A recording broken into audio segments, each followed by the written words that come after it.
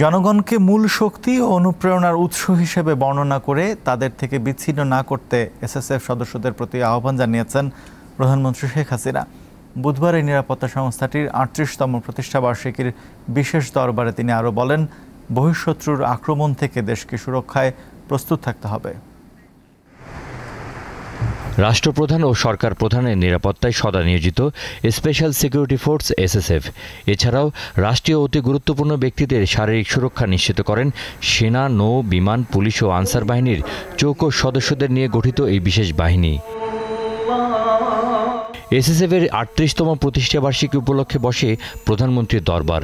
বৃহস্পতিবার প্রধানমন্ত্রী কার্যালয়ের শাপলা হলে আয়োজিত বিশেষ দরবারে উপস্থিত ছিলেন সামরিক ও বেসামরিক শীর্ষ কর্মকর্তারা। এসএসএফের বিভিন্ন কর্মকাণ্ড তুলে ধরেন বাহিনীর মহাপরিচালক।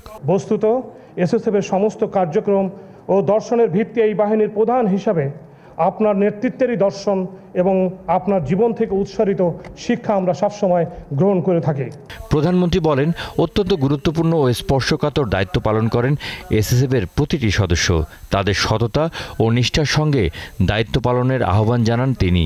শক্তিশালী প্রতিটি প্রতিষ্ঠা আমাদের গড়ে তোলা উচিত, প্রতিটি বাহিনী গড়ে তোলা উচিত। আমরা সেই পদক্ষেপটাও নিয়েছি এবং পেশাদারিত্বের দিক থেকে যে সব থেকে বেশি উৎকর্ষতা অর্জন করতে পারে আমাদের সশস্ত্র বাহিনী, আমরা সেই পদক্ষেপ নিয়েছি।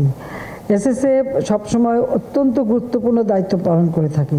নিরাপত্তার নামে জনগণ থেকে প্রধানমন্ত্রীকে বিচ্ছিন্ন না করার নির্দেশ দেন শেখ হাসিনা।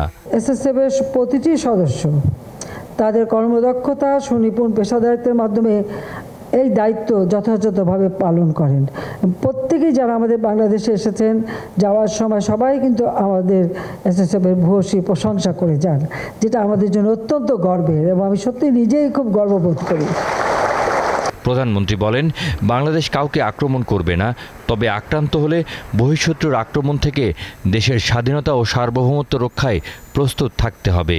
যে কোনোভাবে হোক বহিঃশত্রুর আক্রমণ থেকে দেশকে রক্ষা করা, নিজেদের রক্ষা করা। আমরা কারোর সাথে যুদ্ধ করতে যাব না, কিন্তু আক্রান্ত হলে যেন নিজের দেশের স্বাধীনতা সার্বভৌমত্ব রক্ষা করতে পারি, সেইভাবেই আমাদেরকে প্রস্তুতি নিতে হবে, সেইভাবে আমাদের থাকতে হবে। সেই দিকে লক্ষ্য রেখেই কিন্তু আমাদের সকল পদক্ষেপ আমরা নিয়েছি। ধারাবাহিকভাবে আওয়ামী লীগ ক্ষমতায় থাকায় উন্নয়নগুলো দৃশ্যমান হয়েছে বলে জানান প্রধানমন্ত্রী শেখ হাসিনা। নাজমুল হোসেন, দীপ্ত সংবাদ, ঢাকা।